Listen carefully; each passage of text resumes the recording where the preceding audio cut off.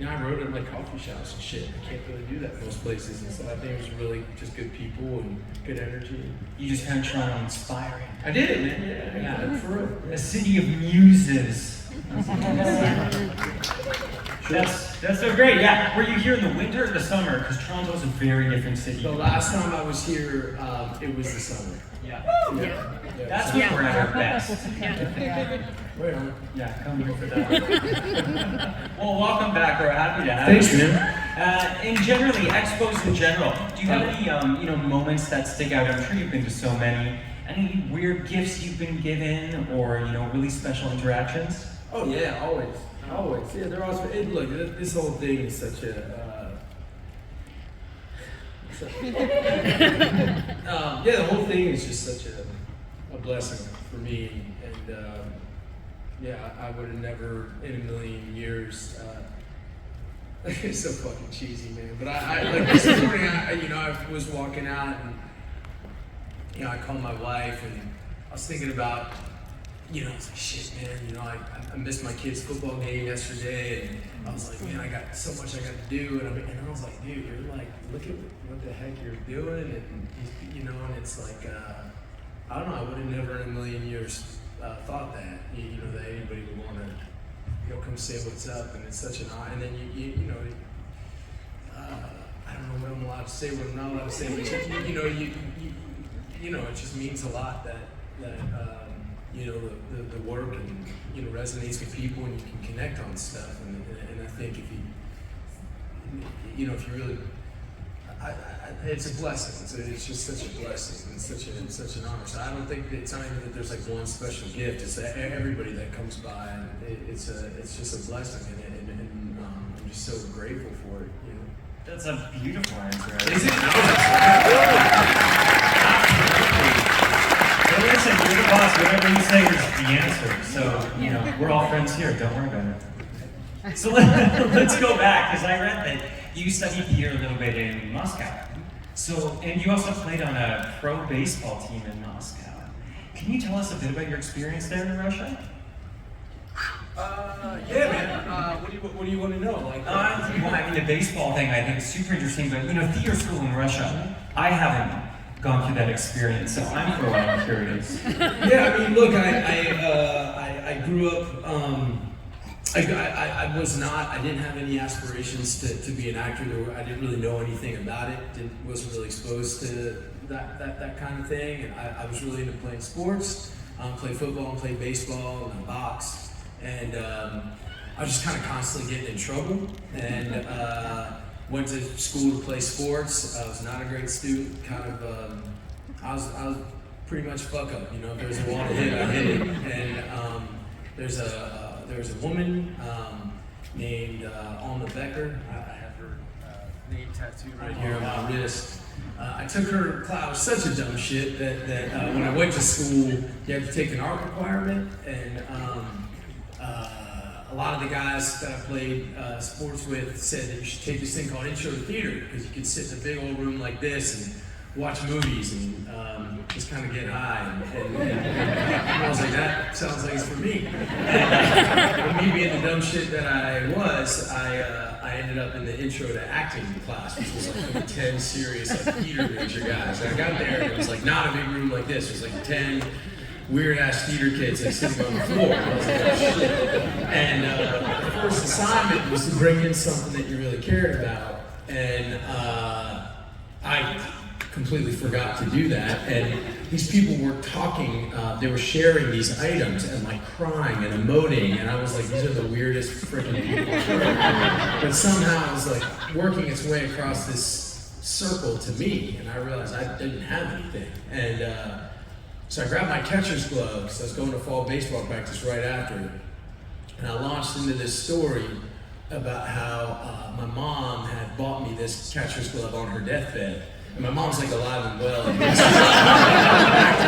I'm telling this story about my dead mom, and I'm like crying my eyes out. And I look around the room, and everyone's crying their eyes out. I'm like, yo, I'm just doing the acting. Y'all need to chill. And then this woman, Alma, she like kicked everybody out, and she ripped my ass up about, you know, violating the sanctity of her studio. But she said, you know, you have something. She said, you know, I want you to learn this speech, just this monologue, and come audition, you know, for the play. And I did it, and I got into this play, and it totally changed my life. And from that point on, that was it. And I later got in some trouble. I had to leave school.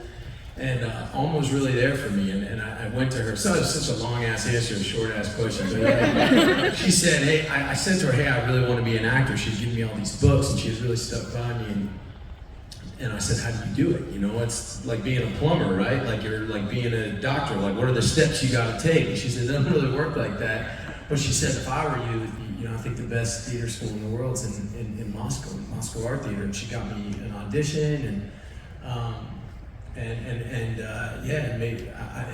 moved there, and I did speak a lick of Russian, and it was Moscow in the late 90s. It was an incredibly brutal place, but incredibly beautiful place, and I think for me, I really responded to that kind of training. It was incredibly intense and disciplined, harder than boxing, harder than football, harder than anything I'd really gone through.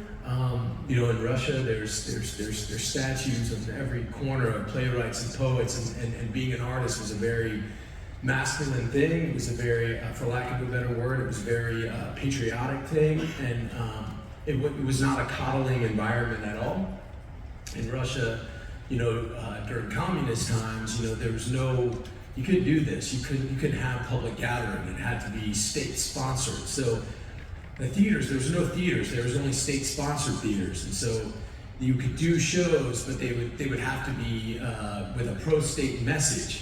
And the Moscow Art Theater was one of those theaters, and a lot of actors and directors, once the state started deeming what you were doing as not pro-state, they would start assassinating. Some of the most famous actors and directors were assassinated in Moscow or sent to prison. A lot of my teachers were dealing with that. They were doing plays in secret, in subway tunnels and abandoned buildings, because it was so important to them to keep performing it and keep doing it, even though they knew if they got caught, they'd get in prison. So that was sort of, you know, that was kind of like there's a vitality. For me, I was headed to such a bad place that this acting thing kind of really saved my life. And so to get taught by these people who was so vital to, who laid so much on the line for it, it shaped everything I did. It really, she saved my life, that place saved my life, and it was, like I said, an incredible, I can tell you, you know, incredibly brutal place, but equally as beautiful. And I often think those things go hand in hand. And I'll always be grateful to that place and to Alma, God rest her soul. And she ended up marrying my wife and I too. She was a minister.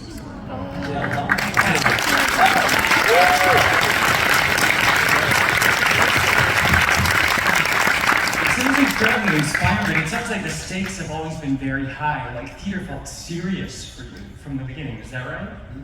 And I know you identify as a method actor. Is that right, or is that a term you don't really sort of? I don't know, man. I mean, it's, you know, look. I think, you know, method. You know, there's like Stanislavski. That was his theater, right? People called it like the method because. I mean, I don't want to give y'all I'm sounding like an asshole in the theater. But look, I think that it gets confused. I think some people, you know, go to set every day and you know, they make you only call them by their character's name, or, you know, they only eat the food that the character eats and all that. And like, God bless you if that's your thing. I don't do any of that shit. God bless you if you do, and whatever floats your boat. I think for me, you know, you got all these wonderful people working so incredibly hard. You know, people, it's messed up. I think actors get all this attention, but it's all these incredible people come together to build this thing. These incredible electricians and grips and seasoned artists.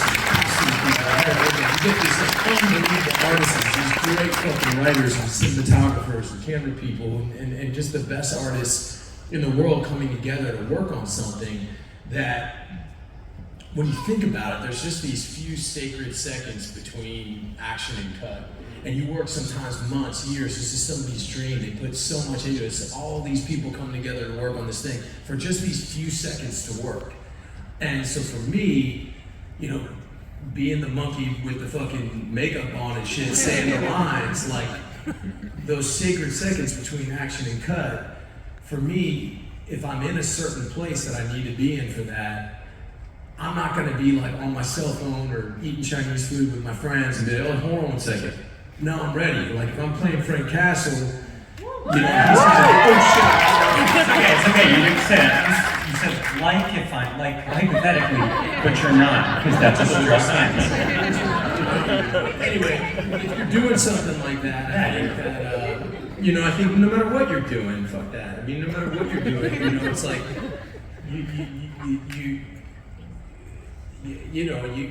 for me, you gotta get into, again, it's that those sacred moments, there's a build up to that, so you gotta get into that. You gotta be around, so you gotta start like wardening off things that are distractions, things that are different. You gotta kind of keep your energy. So that's what I do. If that's method. So sometimes, you know, people think that, but I don't need anybody to know. But I don't need anybody to, you know, call me by a different name or anything. It's only for me and myself, and just being really,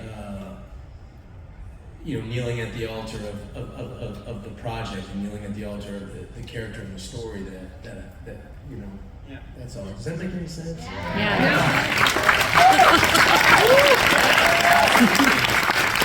I think that's so nice that you can get the sense of responsibility you have to everyone else who's working on a project, and you just want to be ready when it's your turn to help out. Is that right? I guess so, yeah, man. I mean, I think, I guess so, yeah. And I mean, there's so much, right? I mean, it's like, you know, it's your work, man. You know, and it's like you put your name, you put your kid's name on it, you know, and you know that for a lot of folks, you know, that have jobs that have them away a lot, you know, so you're away from your family, and that comes at an enormous cost, and you know, you have to honor that. You have to know that one day your kids are gonna look at that and say, shit, man, Dad was turning out. Like he was putting all, you know, he wasn't just in there, you know, again, going out to dinner, like fucking, you know, being an asshole. Like he was, you know, he was turning out. You can see he's putting everything into it. So that matters. And everybody else who's, you know, building this thing with you, you know, you got to honor all the work that everybody does. You have to honor it. You know, it's a blessing to be there, and you have to honor all the, I mean, the people, the audience, man. So people are so, you know, we have a problem in our country where it's like people think you're either sort of like one way or the other, or you're like, it's so like divided, and it's like, man, everyone is just so hungry, you know, to hear stories and to tell stories and be exposed to, you know, we all love our kids, man. We all want the best for our families. We're all struggling. We're all got hurt. We all are things that we're proud of, you know what I mean? And storytelling's been around forever, and you get to do that. You know, when I was a kid, there was a little picture book in the doctor's office, I remember, of, it was Babe Ruth, right? I used to read it.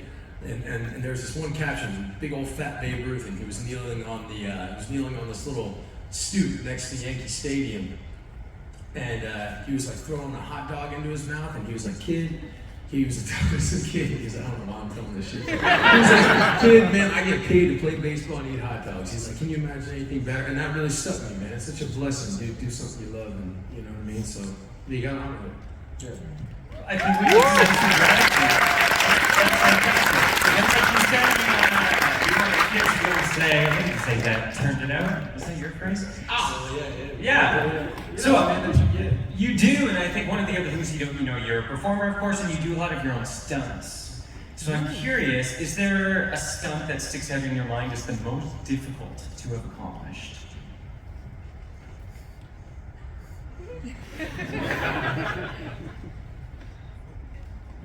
Or one of? No, man. I mean, like, you know, there's times I got like real hurt. You know, there's times I remember like getting like really hurt. You know what I mean? Then you know, finishing it before the hospital and stuff. Like, do you care to? I don't think. Can I talk about that? Oh, if you don't name. Wait, hang on a second. This is a good question. I think if you don't name the film, if you keep it real vague. And hypothetically. No, I mean there's one where, you know, like I got a bunch of, you know, it was like a 3-day fight scene, and I tore the leg. On the first day, I tore the ligaments in my hand, and then kept going, and then dislocated it, and then broke my thumb. And then by the end, my hand was just like a big fucking. But we got it done. On that particular one, they wrote in that that like my hand got, but so I remember that like that was hard because I was hurt, but like no, I really, really like coming from sports and fighting and stuff. That stuff I'm very comfortable with that. I don't need to I don't need to prepare. I mean, I need to prepare and practice and train with everybody, but I don't need to be in like a certain mental state to do that stuff. It's the acting for me is way harder. I'm way more comfortable with the physical stuff of athletics. Yeah. Oh man, that's so interesting. So the writers are just frantically watching like, what injuries do we have to write in? Yeah, you know what I mean? I mean that's the thing. They're gonna keep it going. It's not. They're not. They're gonna keep it going. Yeah, for sure. A lot of weathered folks. Okay, so let's step away because again, acting, performing, stunts, etc. But you also have a podcast. So any listeners here? Real ones with Jon Bernthal. Beautiful. Do you want to talk a little bit about what prompted you to start that and why it's important to you? What prompted me to start it? Yeah, the podcast. Oh man, I mean so many things. I think state of discourse, that I was seeing. I think for I was feeling that so many of the conversations that folks were having were being led by so-called pundits and experts who really had no experience and no real no real exposure to the things that they were actually talking about. I felt like so much of the conversation was sort of like you're either on one side waving your flag or you're on the other waving your flag. And the only thing I know is neither one of those two know what the fuck they're talking about, because it's only the folks that are actually involved in it, in the middle, where they're exposed to people on the so-called other side, and that exposure, that breeds and fosters empathy, and you start caring about the other side. So it kind of came in the wake of, I think mostly George Floyd. I grew up in DC, and issues of race and policing are enormously close to me and my family, and I was horrified and disgusted by what I saw in those videos, in all of them, but with George Floyd, and I wanted to be out there, part of the uprising, part of the protest. But then I'd also turn on the news and I would see people throwing bottles at police officers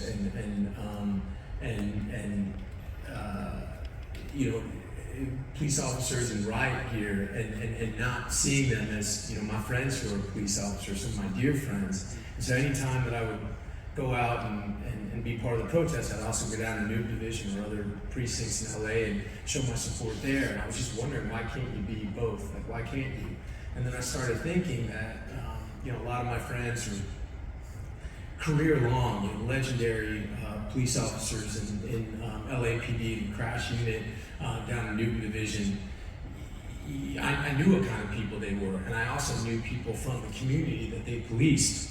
People who, maybe at one point were involved with gangs at one point, but now are just so community-minded. I know these police were so community-minded, and I knew that these two people, if I sat them down together, they would be finishing each other's sentences. They respect the same things, they laugh at the same things, but all we want to do is look at these people like they're on opposing sides. And I thought, wow, like, why not talk about race and policing with them?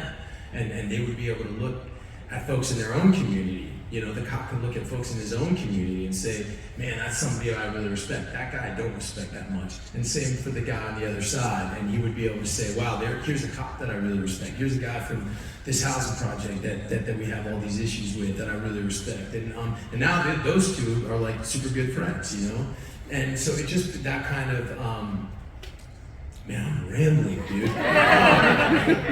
That kind of resulted in just, with my frustration with discourse, just having people, models out there to talk to that I'm so blessed to learn from, that I would really want my kids to learn from. So it's, it's special forces soldiers, it's surgeons, it's teachers, it's, it's activists, it's just folks who really walk the walk, don't just talk about it. And it's been really, really cool to be here and talk to so many folks who dig the show. And it's really, last thing in the world I want to do is get more of myself out there. It's not, but it's really about the people that come on, and I'm so grateful to them, and they're incredible. I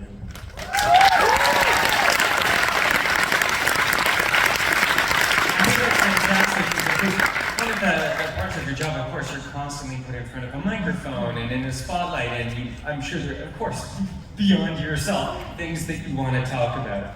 So what a great opportunity to spin that around and give other people a chance and support new platforms and conversations that, you have a platform you can share to other people who often aren't listened to. So, great. Keep doing that. I got this performance. No, that's okay. Yeah, I didn't see you. There was no question there. I didn't see you. That's on me.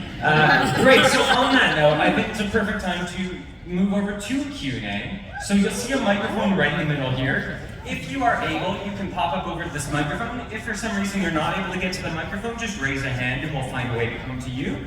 Just a few quick little primers before we get to this Q&A. Oh my goodness. Okay, so here's what you say. I love hot moms. Is that what you should say?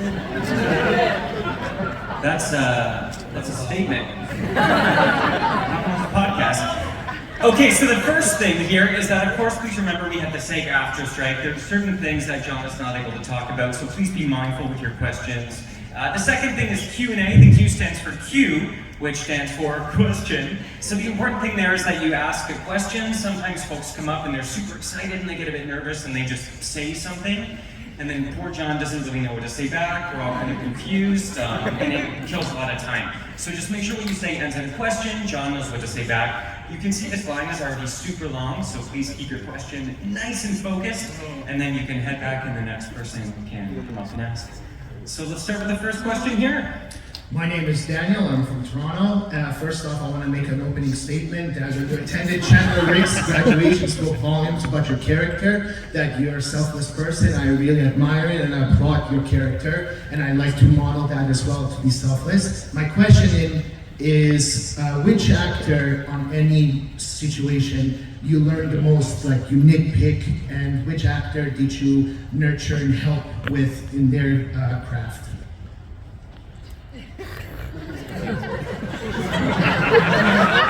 So I think an actor that inspired you, and maybe one you feel like you've inspired in turn. Like you nurture and you help them elevate their craft.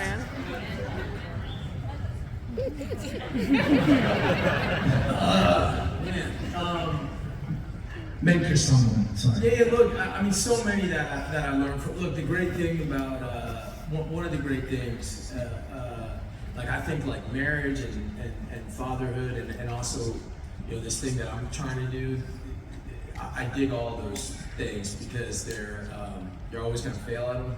You're never going to have it licked. You're never going to be the perfect dad. You're never going to be the perfect husband. You're never going to be the perfect artist. It's a journey. You're chasing it. You keep working. You keep failing every day. You keep trying hard. You know your heart's in the right place. You know you want it. You're hungry to learn more. Hungry to get better. So honestly, I know this sounds totally cheese dick, but I learn from everybody. I learn like every single time I'm on, I'm learning from everybody there. And I think for me, it's just like try, and it's not just like, it's not it's not the actor. It's everybody there. I think nowadays we're so, with their noses so far into these phones, and you fucking holding your phone up right now.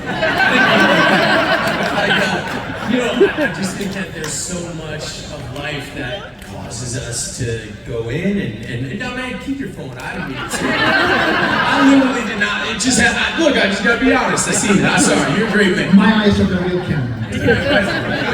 But I think that. So much of it is it's all out there. Like keep your eyes open, keep your heart open, and like the answers are kind of there, and you can get so much in. And so look, there have been folks that I've worked with that are extremely that are extremely good leads, like that are extremely good kind of like leaders. And I try to take from that, I think it's true in all kinds of work. I think atmosphere for good work only happens when someone's able to kind of pulverize the hierarchy that's there, where people can feel good ideas can come from anywhere. I think the biggest mark of mediocrity in so many different professions is when somebody hovers over you and tells you how to do your job. You're there for a reason. It doesn't matter what you do. Like let that person fly. Like let that person go. Let that person feel creative. Like feel where everything's going. And so in the environments that are like that, I learn a ton. Dude, that was really good about not naming it specific, because that was an honest ass answer, and I didn't. No, that was good. Plus time done. Thank you so much. Hi, sorry, I'm really nervous. I just wanted to say thank you for everything that you do. My son and I love you in The Walking Dead. Unfortunately, he has a disability, so I couldn't bring him to the expo. I was wondering if you would mind saying hi to him on video. His name is Zayden. Yeah, come on up here.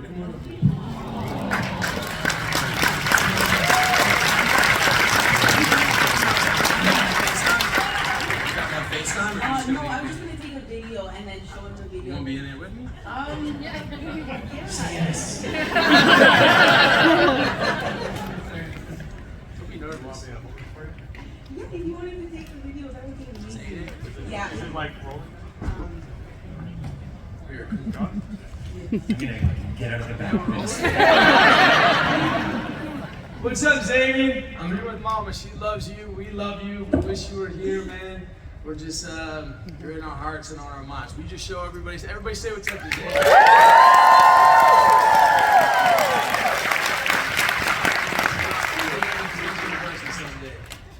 Thank you so much.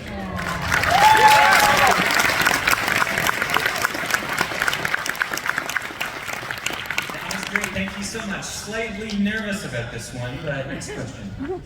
Hello. So this comes from my boyfriend Gus. He is Boyfriend who? Gus. Gus. Gustavo. Short for Gustavo. Got it. Okay. So what's your question? Yeah, he's a big Walking Dead fan. He says, Lori didn't deserve you.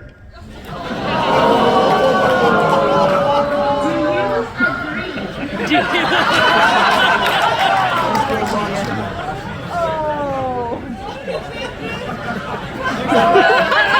I know.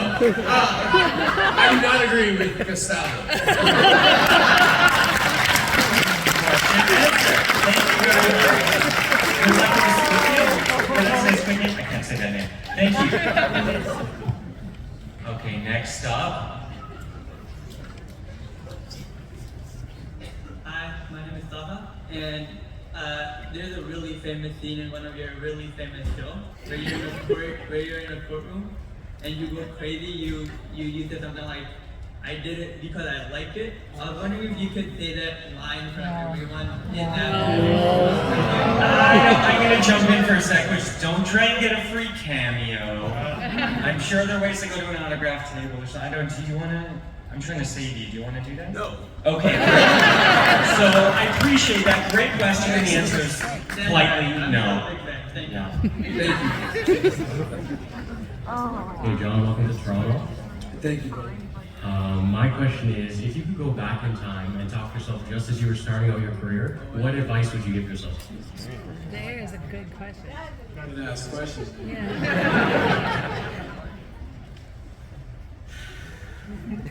Oh man, my gut tells me like, I would say, hey man, like don't, something about, don't feel like you gotta, bleed out for this thing. You don't feel like you gotta, I think a lot of young people who do it, where it's really important to them, especially if they were headed to. For things, I wasn't just headed for, I was like really into that. It was just not working life, and so you find this thing that all of a sudden, the same energy that used to get you in like tons of trouble or used to wind you up in like really bad places, this wildness, this recklessness, this abandonment, you find something all of a sudden you can use it towards like positivity, and people are like giving you positive feedback. You then like need to, you feel like you need to like live, you need to hold on to this like recklessness and this abandonment and this danger, and I think that can be really selfish, and I think I would have said to myself, don't grind so hard that way. But the truth is, man, is that like our journey's our journey, man, and like, I don't know if that, you know, that kid needs to hear from, you know, like he needed to do what he needed to do, you know, and like you change when you're ready and you grow when you're ready. You know, I know that there was a part of me that there was a part of me that yeah, I don't know, there's part of me that I think that like when I was young that I just wanted to keep doing it. I didn't care where. I didn't care whether I was doing dinner theater or community theater or a TV show. Like I just wanted to keep doing it so bad, and that's all that mattered. And I got some like really good advice when I was young that it took me a long time to kind of really understand how true it is. And this incredible actress named Cherry Jones. She said there's like 3 things for a young actor. She said. Always live within your means, like whether you're doing well, you're not doing well, like always keep your money the same, like like, you know, you don't need fancy shit, just stay humble with that. Never base your career happiness on your personal happiness, but always remember the most important thing is the people you meet along the way. And it's that 3rd thing, man, it's the people you meet along the way. It's the only thing that I'm convinced, man, like that's what is truly the gift, that's truly the blessing. You know what I mean? I don't know if that's the question. That was a great question. Thank you so much. And shitty answers. Hi, John. I'd like to ask about Hoblands. Would you ever do it again? And what? Hoblands, the wing show. Oh, Hoblands. I thought you said goblins. And does it just wreck the rest of your day? The hot ones? Yeah. Yeah, I didn't know about that whole concept about going out is worse than going in, and I didn't know what that was. You know what I mean? When I got to the airport, who was I with? I was with this young woman who was like she was like working in the pub because I guess I was promoting something or something, and we happened to be on the same plane, and I was driving to the airport, and I was like, yo, there's something serious there. And I didn't know what it was. I was like, there's something serious there. And then I got in the airport, and I was like, yo. And I was like, I don't know if I can get on this plane. So it was so bad. It was so bad, like screaming. It was terrible. It was terrible. Yeah, it's crazy. Hi, Jon. My name's Annika.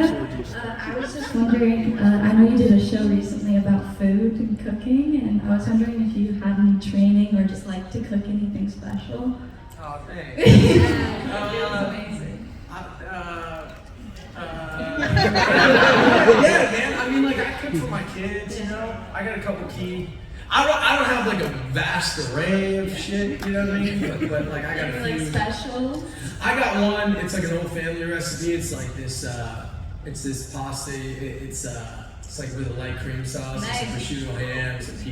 It's banging. Yeah, my kids.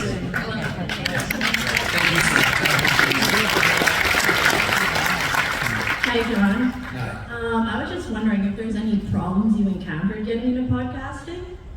Oh yeah. I mean, shit. Yeah. Yeah. I mean. Yeah, look, you know, a lot of the folks that a lot of the people that come on my show are people that I know from my regular life and people that are extraordinarily close with me, and whether they're, you know, former head of a Hells Angels club or a guy who, you know, was with like a Marine Raider or something, like whoever it is. My brother's a cancer surgeon, you know, like every person that I have up there, not used to, you know, getting on camera and talking about it, and you know, the whole thing is like real ones. It's not just like a bullshit conversation. We're trying to get into it, and that comes at a real cost, and it's you know, I do not enjoy asking people to do it, you know, and it's weird now. It's kind of coming the other way, and I'm really grateful for that. But I know what that, you know, putting a camera in someone's face. I never want to do that, but you have to check your intentions always. Like, why are you doing this? Are you doing this because it's going to be a big show, or are you doing it because you really think this is going to reach somebody and help somebody? And if this person can talk about their hurt and their hunger and their pain, and what's that going to do for all these people? Wow, he can talk about that, or she can talk about that. Damn, so I can too. Like, I've been down this road, or shit, I'm headed towards this. I better go here. You know, like if it can have that kind of positive effect, then you gotta have the conversation. So that's been the hardest thing for me, is that being like, hey, you feel like doing this? What words did you know? Thank you. Great question, thank you. And unfortunately, we're sitting on time, so we have time for 3 more questions, including this next one. So if you are beyond that third person, unfortunately, we're not going to be able to get to you. You want to just do rapid? Yeah, well, do rapid fire, see if I Yeah, can just get. go real quick so y'all don't get fucked. Yeah. So yeah. So far, you're not being quick. So yeah, thanks for inviting us to Fan Expo.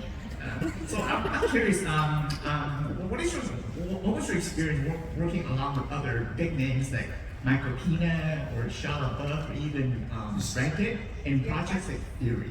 Super big honor, bro. Hey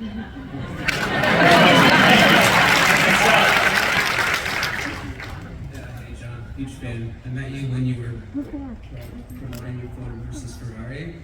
Super fucking cool. But anyways, I wanted to say is when you were filming Fury, did you actually see any like the war sites over there, like in Germany, like from the wars? And We did. Yeah. Because what did you enjoy, or what was more like kind of stuck with you? Because I went to Juno in Omaha and I've been to Berchtesgaden, like when it landed Germany. There's so much, man. I got to meet folks that were over there. You know, it's the best among us, best generation among us. You know, incredible. Yeah. Great question, thank you so much. I don't know how much I'm allowed to say. It's nice to meet you, by the way. Nice to meet you. I was just like, want to say I really enjoyed your work on the cooking show. And I was wondering if there's any behind the scenes, just any like interesting facts about filming that big episode with the family flashbacks. Yeah, just beautiful people. Beautiful people. Yeah, beautiful. Such an honor. Such a blessing. Great question. Who's up for 2 more? Hi, I'm just like getting into the film industry and I'm like studying film and all that, and I just wanted to know, like, when you get on set for the first time, there's just like, you see so many roles that you like didn't know existed, and so much behind the scenes stuff. And I was just wondering, like, after being on set for so many years, like, what were roles that you just like found out of on set that you, like, if you weren't acting, would have been interested in doing? That I'd be interested in doing? Yeah. Or like you would have done if you weren't acting. Man, I can't do shit besides this. Like, it is humbling how many, not just how many there, but how just great everybody is. How great everybody is, you know? And just so much talent, so much amazing artistry, and such a beautiful thing. All these people coming together, and usually from completely different walks of life. You know, every race, every religion, every sexual orientation, every political belief, you know, you got all kinds of folks all coming there to come together and build something like that. I love it, man. Love it. Thank you. Thank you. I think this is the last one, and ironically or coincidentally, it's I love hot moms. I don't know how that worked. I love hot moms, but you know, you gotta love your mom the most, of course. I like that. That got confusing. You really love hot moms? Like, explain to me that. Wait, just like, I just turned 19, you know, I have got my milk card, so you know, it's not. and what's your question? It was gonna be more serious, but Jon Bernthal, I'm an aspiring voice actor and actor in Toronto. Lovely to meet you. Thank you for being an inspiration to all the young guys that maybe don't know what they want to do, but they want to do good. You're truly an inspiration. Thank you. My question was, out of all the scenes that you shot in Wolf of Wall Street, what was maybe your favorite or the most fucked up that you could share with us? I think I can tell that. You can't tell It's nothing? pretty struck. Sorry, my friend, it's too specific. Too specific? But a great, you know, best of luck with Who should work with on the movie, maybe? Scorsese's just an amazing director, alright?